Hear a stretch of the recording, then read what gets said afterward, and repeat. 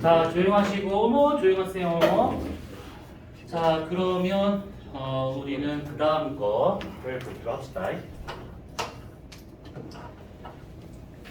거기 지금 교재에 나와 있는 내용이 아주 초간단이야. 그래서 그거는 그냥 필수적으로 알아야 될 것들만 그냥 적어놓은 것이고 앞에 있는 내용들을 잘 보셔야합니다. 이것을.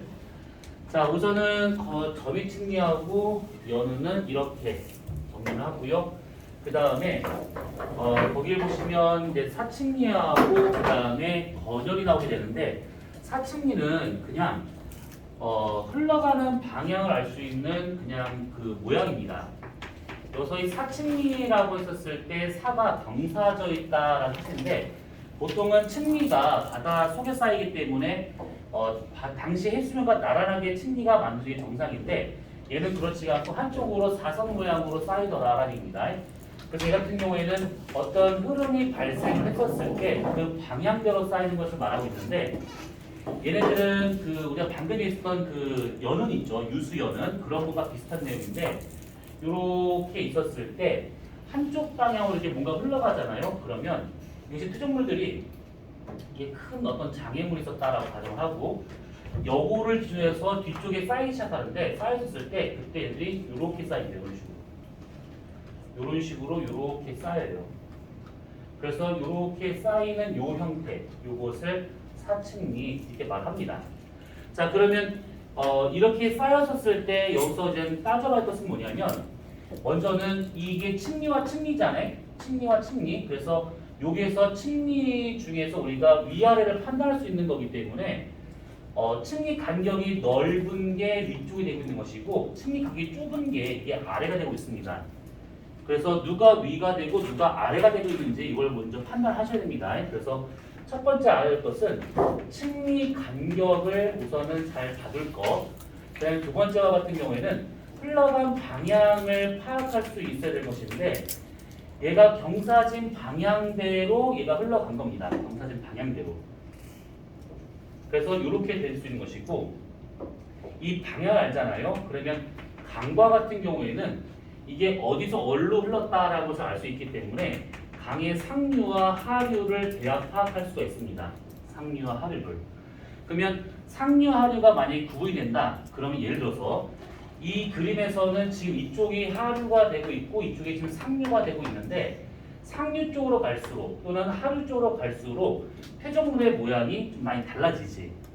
상류 쪽에서는 좀 큰 것들 위주로 되어 있는데 이게 각진 형태로 이렇게 되어 있는 것들이 많고 하류 가면 갈수록 좀 크기는 더 작아지면서 둥글둥글한 상태가 많다라고 우리가 지난주에 얘기했습니다. 지난주. 그래서 이게 각진 모양이냐 둥근 모양이냐 크기가 크냐 작냐 그 다음에 여러 개 크기가 막 뒤섞여 있는 상태냐 아니면 한 개 크기로 단일하게 있는 상태냐 둥급도 원마도 그 다음에 저기 공급률 뭐 이런 걸로 해서 설명 다 가능하더라라는 얘기입니다. 그래서 사칭에서 이 두 가지만 그냥 봐두시면 돼요. 자, 네 번째 건열이 있는데 자, 건열이라고 하는 것은 건조해서 생긴 균열이라고 보시면 됩니다. 건조해서 생긴 균열. 얘도 결론만 얘기해보자면 건조 기후가 왔었을 때 생기는 걸 말하고 있는데 이게 1년을 단위로 봤을 때 여름이 되기 전에 가뭄이 보통 드는데 그때도 건열이 잘 생길 수 있는 것이고 아주 긴 시간을 본다고 하면 빙하기 때 이런 건열들이 잘 만들어집니다. 빙하기 때. 빙하기를 줄여서 빙기라고도 말을 해요. 자, 그러면 이런 건열과 같은 경우가 보통은 이렇게 땅이 밑으로 이렇게 쪼개진 모양으로 이렇게 생기는 요 형태를 건열이라고 되는데 이런 것들이 만들어질 때가 보통 긴 기간을 본다면 빙하기 때라고 보시면 돼요. 근데 어느 한 지역을 잘라가면 딱 봤더니 이런 식으로 건열이 2개 이상이 나타났대요. 이렇게 하나만 더 그려볼까? 이렇게 건열이 이런 식으로 나타났대요. 몇 개의 층으로. 그러면 건열이 이렇게 몇 개의 층으로 나타나고 있다라고 하게 되면 이건 연구 가치가 높아지게 되는데 우선은 요것이 보통 지층을 만들 때 여기서 여기까지 지층을 요만큼 만들 때와 그 다음에 여기서 여기까지 지층을 만들 때와 여기서 여기까지 지층을 만들 때 각각 이것이 지층을 쌓은 거기 때문에 토종물을 쌓은 거기 때문에 이때는 보통은 간빙기라고 우리가 볼 수가 있어요. 왜 간빙기라고 보는 거냐면 지층이 쌓인다라고 하면 보통 바람에 의해서 쌓인다라고 생각하시지 말고 강에 의해서 쌓인다라고 봐야 돼요. 강, 흐르는 물에 의해서 훨씬 더 많이 쌓인대 그것이. 그래서 간빙기와 같이 그렇게 강이 흐를 정도가 된다고 하면 날씨가 따뜻하면 지층이 잘 만들어지더라라고 볼 수가 있는 겁니다. 그리고 또 하나는 이렇게 얘가 지층이 쌓이다 말고 이런 식으로 얘가 갈라졌대요. 그러면 요거처럼 이게 건열이 생기는 요 때는 아무래도 건조 기후가 온 거기 때문에 요 때를 빙기라고 볼 수가 있는 것이죠. 더 이상의 지층은 쌓이지 않고 쌓였던 지층이 갈라지는 그 형태로 가고 있기 때문에 이때가 빙기. 그러면 이 지역에 들어오고 있는 토종물들이 쌓이는 속도를 알고 그 다음에 지층의 두께를 알고 그러면 여기 시간의 간격, 이 시간의 간격 각각의 시간 간격을 구할 수가 있다는 얘기지. 퇴적 속도만 알면 속도를 아는 거니까 각각의 거리를 우리가 알면 시간을 구할 수가 있다라는 겁니다. 그래서 이걸 통해 가지고 빙하결 간빙기의 기후변화 주기를 대략 구할 수가 있습니다.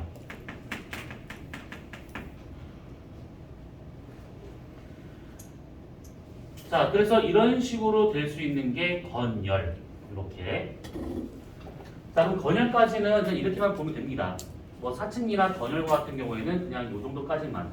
그러면 우리가 했었던 퇴적구조 4가지 중에서 점이층리, 연은, 사층리, 건열 4가지가 있는데 이 중에서 지층이 이렇게 있었을 때 예를 들어서야 이렇게 있었을 때 이렇게 옆에서 보면 줄무늬 생기는 거 이거 층리, 그쵸? 이게 옆에서 봤을 때 나타날 수 있는 이 줄무늬를 층리. 그 다음에 이것을 잘라서 한꺼번에 베끼게 되면 나오는 요 면을 층리면. 그리고 지층을 이렇게 잘라서 보는 요 형태를 지질 단면. 이렇게 나오는 요 그림을 지층을 자른 거기 때문에 지층에 잘라진 면, 단면이라고 볼 수 있습니다. 그러면 이 얘기를 왜 했냐면 보통은 이 층리면에서 볼 수 있는 게 지금 우리가 4가지 한 것 중에서 뭐가 될 수 있는 거냐면 그 아까 있었던 연운이 이 층리면에서 이렇게 물결 모양으로 이게 나타날 수 있다는 얘기예요. 이렇게. 그 다음에 지금 얘기했었던 건열. 이것이 보통 층리면에서 나타나고 있습니다. 층리면. 이것을 이렇게 들어간 상태로 이렇게 나타날 수 있는 거. 그리고 지층을 잘랐을 때 나오는 이런 단면에서 볼 수 있는 게 뭐냐면 지금 여기 쓰여 있는 사층리. 라든지 아까 처음에 얘기했었던 점이층리. 이럴 경우가 지층을 잘라야지만 볼 수 있는 그런 상태다라고 생각하면 됩니다. 자, 그래서 이 퇴적구조 4가지를 간단하게 얘기를 했는데 그 모양을 갖고 이것저것 판단할 수 있는 게 많습니다. 그러니까 아까 좀 더 얘기했었던 그런 부분들만 잘 이제 이해하고 있으면 되는 겁니다. 자, 그럼 83페이지는 여기까지만 보기로 하고 한 페이지 더 넘어가 보세요. 거기를 보시면 퇴적 환경이라고 나온 것이 있습니다. 지구 표면에서 어디에서 지층이 많이 쌓이는가에 대한 얘기인데 크게 3가지로 구분이 돼요. 육상이냐, 연안이냐, 해양이냐 이렇게. 육상은 말 그대로 육지고요. 해양은 말 그대로 바다 속입니다. 연안과 같은 경우는 바다와 육지가 만나는 해안가라고 보시면 돼요. 자, 그럼 거기서 지금 우선은 쭉 보시면 그림이 하나 있을 것인데 그림 한번 자세히 한번 봐봐. 그러면 그림에 뭐가 있냐면 뭐 여러 가지 말이 쓰여 있을 것인데 먼저 대륙붕, 대륙사면, 심해저 요거 있잖아요. 그 중에서 대륙붕과 대륙사면 요 2가지가 이름이 앞에 대륙이 붙어 있어요. 그래서 이것을 합쳐서 뭐라고 그러냐면 대륙주변부라고 말합니다. 대륙주변부. 해양은 아니고 대륙에 속하고 있는 것인데 바다 속이라는 뜻입니다. 그리고 거기에 나온 여러 가지 말들 중에서 우선 빙하는 뭔지 알 것이고 그 다음 호수가 뭔지 알 것이고 강 알죠. 사막도 알고 있을 것이고. 자, 우선은 해빈이라는 말이 나오는데 해빈은 모래사장. 그러니까 바닷가에 있는 모래사장 그것을 해빈이라고 하는 겁니다. 용어를 얘기할 때는 용어를 적어 놓으셔야 됩니다. 무슨 뜻인지 모르니까 나중에 보면. 이름이잖아요. 이름. 해비는 모래사장. 84페이지 위에 나와 있는 그림에 나와 있는 해비. 강릉에 가면 강릉 동해에 있는 강릉 있잖아. 되게 유명한 동네잖아요. 거기 커피도 유명하고 아무튼 뭐 오징어 빵도 유명하고. 근데 이 얘기를 하는 것이 아니라 거기 강릉부터 해가지고 그 위아래로 뭐 속초도 있고 동해시도 있고 하는데 이번 주 초에 나왔던 뉴스 중에 뭐가 있냐면 여러분들 아마 열심히 공부해 나간 뉴스 못 봤을 거야. 강릉에 있는 그 모래사장 되게 여름철만 되면 사람이 그냥 벌벌한 그 곳이 있는데 거기가 지금 모래사장이 침식이 아주 많이 됐습니다. 아주 많이. 그래서 보통 이제 바다가 여기다라고 치게 되면 모래사장이 이렇게 있고 그 다음에 여기다가 이렇게 제방 같은 걸 쌓아가지고 여기다 이제 가게 먹을 거 파는 데 있고 여기서 사람들이 막 첨벙첨벙 놀고 이런 모래사장이 있는데 여기가 지금 아주 심각할 정도로 많이 지금 침식됐어요. 그래서 이 모래가 다 유실되면서 이 바닷물이 여기까지 들어온 상태인데 이렇게. 그래서 강릉의 지금 해수욕장이 지금 없어진 상태가 됐어요. 이게 되게 오랜 시간이 아니라 아주 짧은 시간 동안에 2개월도 안 되는 시간 동안에 다 사라져버렸죠. 근데 강릉에서 해수욕장 없어진 게 무슨 상관이에요? 라고 할 텐데 이게 어떤 의미를 갖고 있냐면 여기서 뜬금없이 해수욕장이 같이 살았다고 하는 것은 바다에 어떤 특이한 일이 지금 벌어졌기 때문에 지금 이런 일이 벌어지는 거예요. 뜬금없이 사는 것이 아니라. 그러면 바닷물에서 이런 모래를 쓸고 갈 정도의 어떤 물리적인 변화가 크게 발생했다는 얘기인데 그 말은 해류의 영향이 좀 그 해류가 어떤 형태가 바뀌었다거나 아니면 이 해수면 높이에 어떤 변화가 생겼다거나 여러 가지 이유 때문에 이런 일이 벌어질 수가 있는 겁니다. 2개월이라는 짧은 시간 동안에 해수욕장 하나를 그냥 작살낼 정도면 어느 지역과 같은 경우에는 그냥 한 도시가 사라질 수도 있는 겁니다. 그래서 기후변화가 상당히 지금 목전까지 왔다라고 보시면 돼요. 목전이 무슨 뜻이 이게? 바로 와. 바로 와. 무슨 목자일까? 눈목. 눈목. 목전이다라고 했는데 어떤 사람들은 진짜 그 목을 금목으로 생각하시는 분도 있을까봐 그러는 거예요. 이목 아니에요, 이목이에요. 자, 그래서 이제 그런 해빈이 있는 것이고 그 다음에 석포라고 하는 것입니다. 석포, 사주. 자, 석포와 사주는 그냥 같이 묶어서 보시면 되는데 이 해안가를 보시게 되면 해안선이 단조로운 곳도 있긴 하겠지만 서해안처럼 이렇게 울퉁불퉁한 이런 지역들이 많아요. 여기를 우리가 육지라고 보고 여기를 바다라고 치잖아요. 그러면 여기처럼 이렇게 바닷물이 육지로 들어가 있는 이 부분을 그 다음에 얘처럼 이렇게 바다 쪽으로 육지가 튀어나온 부분을 곶 이렇게 표현하고 있는데 이 만 입구에 여기 입구에 물이 들락날락거리다 보면 여기가 수심이 상대적으로 얕기 때문에 여기보다 수심이 얕기 때문에 여기 퇴적물이 잘 쌓입니다. 그래서 그 퇴적물들이 이게 곶 주둥이 쪽에 이렇게 쌓여요. 이렇게 쌓이는 이렇게 툭 튀어나온 이 부분들, 이 부분을 사주라고 합니다. 사주. 그런데 이런 사주들이 계속 발달을 하잖아요. 그러면 얘는 이쪽 방향으로 커지고 얘는 이쪽 방향이 커지기 때문에 언젠가 둘이 만나요. 이렇게. 그러면 요게 과거에 만이었던 것이 바다랑 분리가 되면서 여기가 이렇게 호수가 돼버립니다. 그럼 이렇게 생긴 호수를 석포라고 말을 해요. 석포. 이런 석포는 결국 많이 막혀서 사주에 막혀가지고 이렇게 나타난 곳이구나 라고 보시면 되는데 이 석포와 같은 경우는 우리나라 되게 많아요. 어디냐면 동해안을 보게 되면 우리나라 동해안 일대의 해안선을 보잖아요. 그러면 해안선이 되게 단조로워. 여기가 지금 동해가 되고 있습니다. 근데 여기 중간중간에 이런 식으로 이렇게 호수가 이렇게 동해안 선을 따라서 이렇게 나타나고 있습니다. 이런 식으로. 이런 것들 하나하나가 다 석포예요. 그러면 석포가 이렇게 있다라고 하는 것은 과거 해안선이 어떻게 돼 있었냐면 여기가 이렇게 해안선이 이렇게 되어 있다라는 뜻이죠. 이런 식으로. 복잡한 지형이었는데 이렇게 사주에 의해 가지고 막히다 보게 되면 이게 분리된 호수들 이게 다 석포가 되는 것이지. 대표적인 것이 경포가 그런 경우입니다.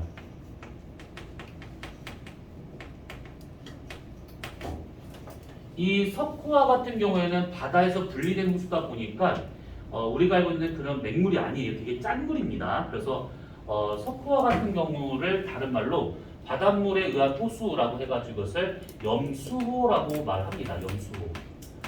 근데 이 염수호가 이름은 중요하지 않고 어떤 걸 받아야 되냐면 이 염수호가 만들어지게 되면, 그러니까 석호가 만들어지게 되면 더 이상의 바닷물이 들어오지 않는다는 얘기잖아. 그러면 이 바닷물이 쉽게 증발해서 얘가 바닥이 드러날 수가 있습니다. 그러면 전부 증발을 해버리잖아요. 그러면 바닷물 속에 녹아있는 염류들이 그대로 바닥에 깔릴 수가 있습니다. 그래서 그런 염류들이 바닥에 깔려가지고 굳어지게 되면 나올 수 있는 짱돌이 암염이라고 하는 것이 나올 수 있다는 얘기죠. 암염. 그래서 석호와 같은 경우에는 어떤 걸 봐도 이거냐면 두 가지인데, 하나는 과거 해안선을 판단할 수 있는 것인가와 또 하나는 이런 식의 암염과 같은 이런 짱돌이 만들어지는 것들, 이 두 가지 정도만 받으시면 되는 겁니다. 자, 그리고 그 그림에서 이제 석호라든지 사주라든지 뭐 이런 거 나온 것은 뭐 보시고, 선상지하고 삼각주라고 하는 말이 있을 겁니다. 선상지, 삼각주는 한 번쯤은 들어봤던 단어들일 거야. 선상지는 상류에서 이제 부채꼴 모양으로 펼쳐지는 그런 표적지형을 말하고 있는 것이고, 삼각주는 강과 바다가 만나는 입구에서 쌓이는 표적지형, 그게 뭐 삼각형 모양이라서 삼각주라는 말 쓰는데, 실제로 삼각형 모양으로 나오는 경우는 흔하지 않고 좀 여러 가지 형태가 나타나게 됩니다. 되게 많은 형태가 있어요. 그래서 선상지하고 삼각주는 각각 그런 식으로 그냥 표적지형이구나 정도만 알고 있으면 되는 겁니다. 밑에 나와 있는 우리나라의 표적지형 그냥 읽어보시면 돼요. 나중에 여러분들이 원하는 학교에 들어가서, 여기서 학교를 말하는 것은 고등학교 말고 대학교 들어가서 성인이 된 다음에 그냥 편하게 여기저기 돌아다니면서 여행도 다니고 할 때 그때 한번 가시면 됩니다. 볼만할 겁니다. 여기는.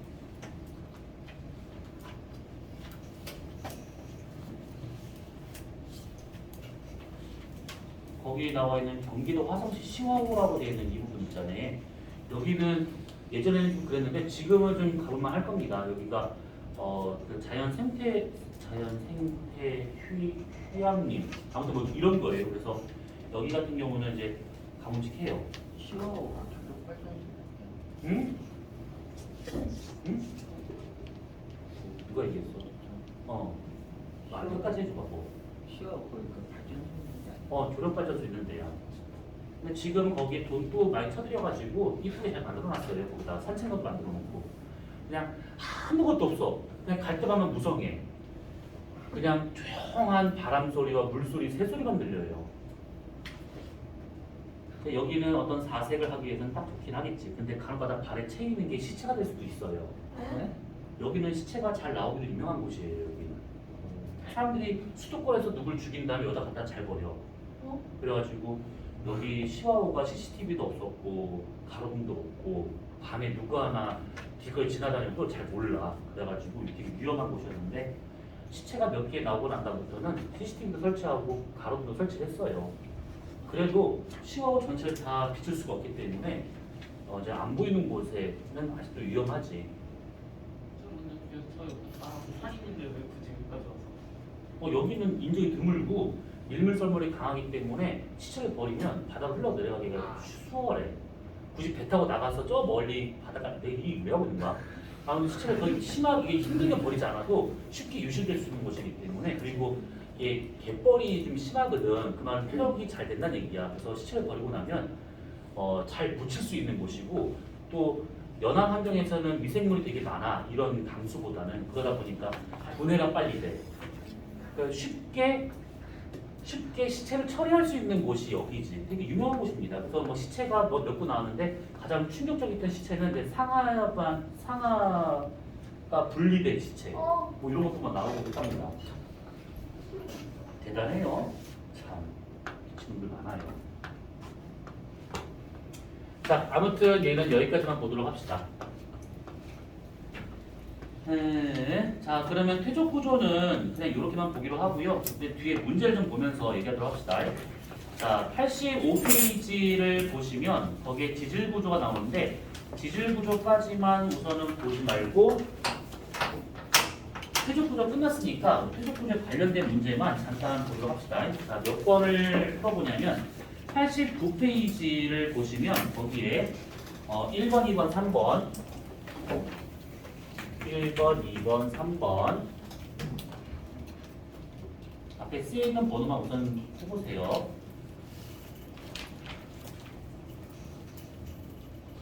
5번, 6번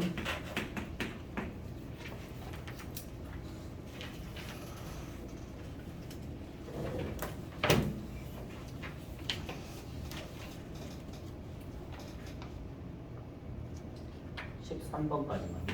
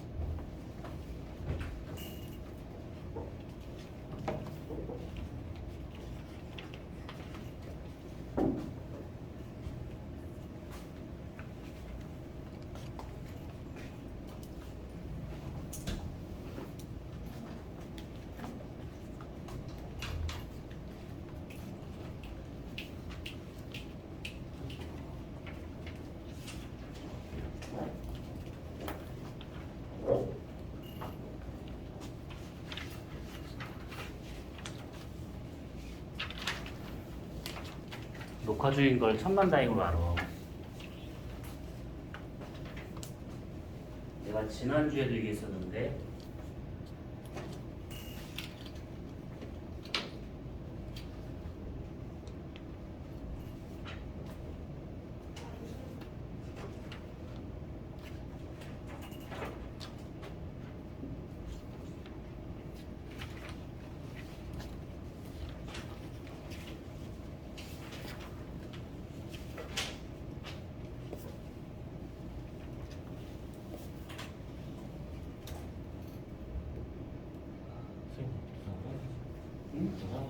응.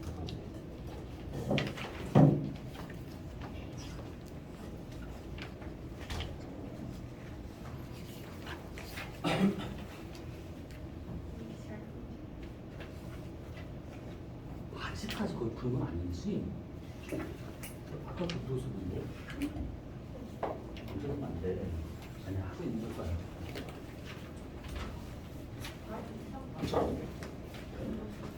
자, 같이 보도록 합시다. 자, 1번 문제예요. 자, 퇴적구조가 나오겠는데, 지구과학에서는 뭐 다른 과목도 마찬가지 하겠지만 그림이 주어지잖아. 그러면 그림을 훌떡 보지 말고 좀 꼼꼼하게 볼 필요가 있어요.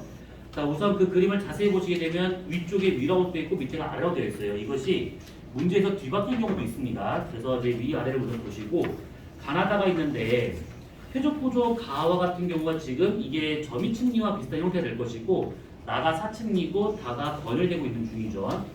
자, 우선 기억. 가가 퇴역된 후에 지층이 역전되었을 것이다.